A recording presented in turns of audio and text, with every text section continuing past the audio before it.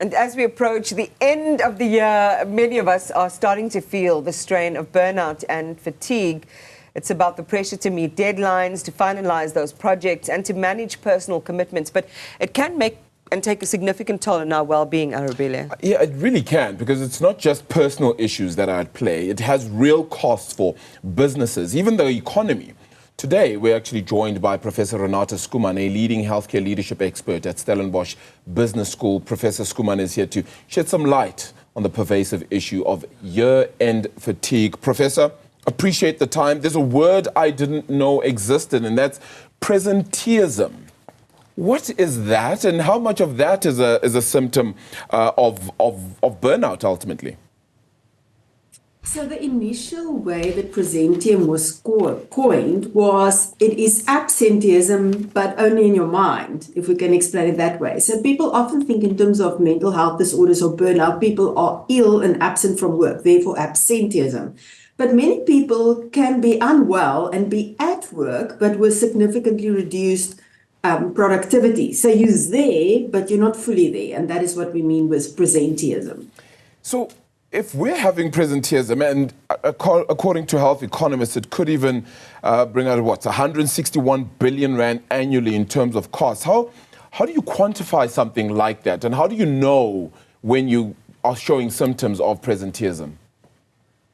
I think there was very good studies done in terms of looking at reduced efficiency at work and productivity at work. So we look at that calculations, but then we also look at the calculations in terms of employer turnover, retraining people, etc., to get to the total cost of what burnout is costing. But presentism is the big problem, because then people are there in the office and you pay them a salary, but they are not doing what they're supposed to do. The problem is that has evolved over time is that there's also other reason why people now have presentism, which is not in the spirit of what the initial term was referring to. So we now have people that at work, but they're also multitasking with plenty other things that they might not be busy, should be busy with at work. And that also have take a toll on the attention, concentration, and productivity. So although the spirit of the word was in mental wellness, it now also has to do with discipline and the way that you show up at work. Yeah. Renata, talk to us about the symptoms of burnout. And we know that a lot of us who are at work, still feel perhaps a little bit lucky to have a job in an economy that's contracting all the time. We have the desire to please our employers because we don't want to be the weak one and the weak link in the chain, so we want to overperform sometimes.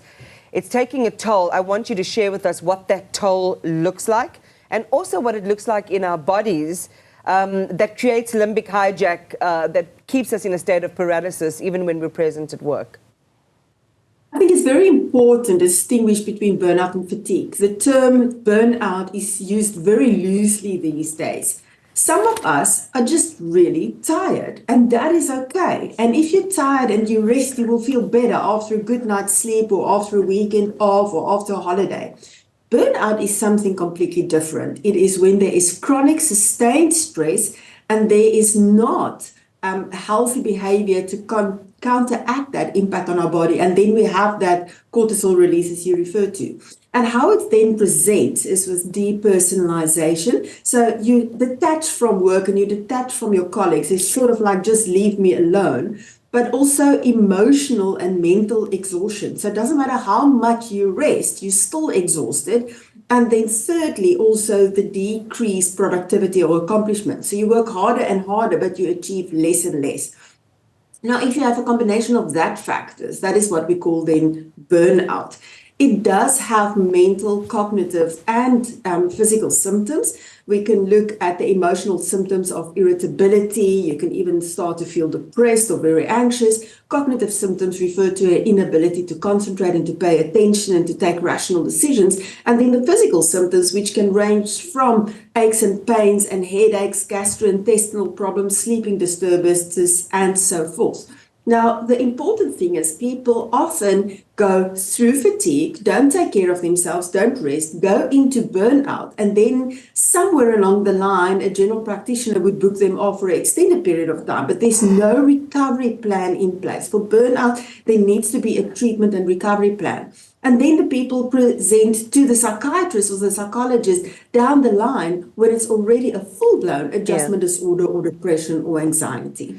Please tell us what a recovery plan looks like for the individual. I mean, we'll get to the workplace because, you know, whether bosses are even aware and whether they have the ability to help with that recovery is a separate thing, I guess. But what does, a successful recovery plan look like today?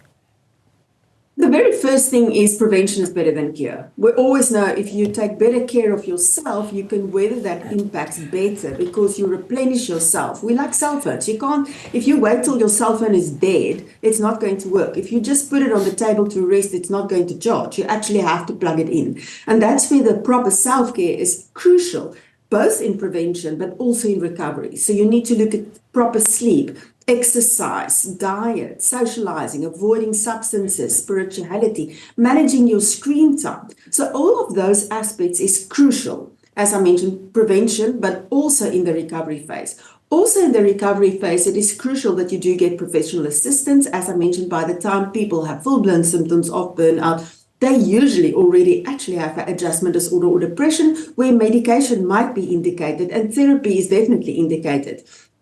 And together, part of that recovery plan is also then occupational therapy involvement, where we can look at ways of communicating with the employer as well and look at the job description and look at workplace accommodations. How can we improve the situation? Otherwise, it's a vicious spiral that just recur and recur and recur. However, being absent from work, being booked off, actually makes the problem more. The return to work success decrease the longer you're off work. And then we have to remember that work is usually protective because it gives you meaning in your life. Even if you work only for a paycheck and don't like your job, you still get a salary, which today, as you mentioned, it is a privilege also to be able to take part actively in the economy. So it's going to have to be then a whole need to redesign performance management within the workplace, because if that's not done correctly, you're bound to then burn out no matter how good you feel about your job. Absolutely. And I think many employers over the past couple of years have really realized the importance of taking care of their people's health. The problem is employees have swung the pendulum where they were really just, I can say that they see themselves almost as victims at this stage, and the onus is being placed on the employer only to take care of the employee, and it has to be a shared responsibility. Employers have to put strategies in place. They have to take care. They have to put boundaries in place. There should be SOPs in terms of, for example, technology use, of after-hours communication, of work hours, and so forth. But at the same time, the employee should share in that responsibility. You can't put the onus on your employer and you do not take care of yourself. One of the things that I definitely see more and more in my practice and also at the business school is where people complain about the overload and they have too much work and they don't get through their work and they have to take work home. But then if you look at their devices and you look at their screen time, they will spend 6-7 hours a day, even during working hours, on their personal devices or on an extra screen on their work devices, even worse, scrolling endlessly on social media and whatever. So they drain their cognitive resources and they waste time and then they feel overworked. So we have to look at the responsibility that is shared. Yeah. We cannot just blame one or the other. Prof, was this made worse by COVID? And I only say that because we felt like we could be at home, we could be more productive at home, and now having to go back to the office, and some offices now requiring people to be at work even more than usual. Maybe there's sort of a dissonance that's happening between where you were and where you are. There's various streams. I think COVID really helped to bring mental health to the fore. So that was the big positive. And that's also where the whole conversation around corporate mental health and employer responsibility really got traction. So that was a positive. Not everyone flourished in a working from home environment because not everyone is disciplined or have the ability to put the boundaries in place. And we did get used, the positive, to the flexibility, yes. And now people need to commute, and commute takes a lot of time. However, we did see the negative impact impact of working from home policies on many organizations' corporate culture, and also the sense of isolation that it brought for many, many people. So working from home is not good for everyone. Working at work might not be the ideal for everyone, and it's to find that balance. And I think flexibility is the key, to talk about flexible working hours, flexible workplace, but to meet others halfway. Unfortunately, once again, there is always the few apples that will rot and that will abuse the working from home policies. And therefore, organizations also brought back people. And unfortunately, to deal with everyone on an individual capacity is maybe impossible in the big corporate machines, although it would be ideal. Renata, I just appreciate that you've shared with us what it looks like for individuals, the difference between fatigue and proper burnout. That just taking, extended leave or something like that is not necessarily going to deal with and address the real issue. You need that recovery plan. I think it's also interesting what you've just shared with us now, the amount of screen time that we spend. And, I think the term for it is doom scrolling, where you just get locked into this vortex and you can't seem to drag yourself out, whether it is cat videos, whether it is pornography, whether it is binge watching things. Just on the watching of television, though, a lot of what we hear amongst our colleagues as well is, I'm just going to throw myself on the couch, I'm going to veg out, I'm going to have this, marathon of watching, and it's going to relax me and I'm going to feel so much better. But you mentioned something important, the drainage of our cognitive resources, because you're still reasoning with what you're seeing and you're processing it. So why should we reframe how we think of relaxation in front of the TV and watching something? We know that we are living in an attention economy, so all these platforms really compete for our attention. And recent studies show that up to 50% of adults feel that our attention spans have shrunk. And we feel that the younger generation, 66% of us feel that our children or the new generation are even worse off in terms of their attention span. Now, the scientific studies show that our attention span has not really shrunk, but we have more divided attention. We open so many tabs, and people will lie in front of the TV and be on a device. And in the end, that is constant dopamine streams, constant dopamine hits. And dopamine is the neurotransmitter that helps us with attention, concentration, motivation, drive, joy, energy. All the things that's missing when we complain about burnout.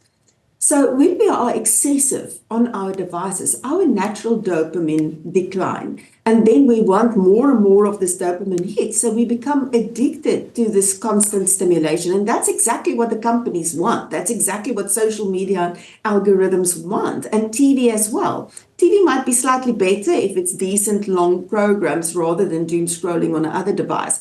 But we need to understand what is the impact then on our mental and our physical and emotional health. And it's ironic, what I see in practice is that people that prefer to relax on the couch in front of the TV are the same people that then complain, but I don't have time for exercise. But just going for a daily walk, just being outside every day a little bit can help you to lift your dopamine levels again. So we need to be very selective in terms of how do we invest our time. And also, in that time period, how do we choose to invest our attention resources? I was watching an ad once, it reminds me in South Africa, where someone said, every time I get the urge to exercise, I just lie down until the feeling passes. Okay, so a lot of people have exercise aversion. I also think it's important what you say is dopamine is a really good thing. When it's triggered naturally in natural amounts, it's a good thing for human beings. But you're seeing the natural dopamine deposits declining in these artificial environments. Okay, so for some of us who might not have access to a recovery plan, who might not have access to any technical expertise, what are some of the simple ways that our viewers who, what time is it? Well, they would be at work already now. What are things that they can do to address their burnout if they feel that this is what they have? I would share 4 core pieces of information. Number 1 is the seeds of self-care. And I have many conversations about this before, and you can access easily seeds online. If you Google seeds and Schoeman, or my name, it's sleeping, exercise, educate, diet, socialize, spirituality, and screen time management. So that is the first kernel.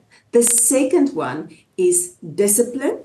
The third one, boundaries. And the fourth one, access professional help. I will quickly say something about discipline and boundaries. We need to be disciplined in making decisions to put boundaries in place. We need to be disciplined, for example, having digital detox days, digital detox hours. When we enter the house, put down your screen or your device, charge it in a central station, do not allow devices in the bedroom, and set timers on your device to limit the amount that it cut out if you exceed a certain amount, which in adults shouldn't be more than 2 hours a day max, other than your work screen time, obviously.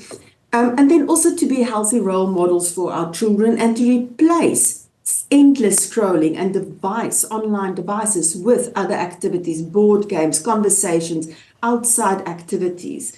So that is where the discipline and the boundaries come in. And boundaries is also having the discussion at work. And that's where organizations have a responsibility in putting SOPs in place in terms of what is our communication boundaries, in terms of providing people personal time and work time. And then lastly, if you recognize any of the symptoms in yourself, do reach out for professional support, either to a psychologist or a psychiatrist or both.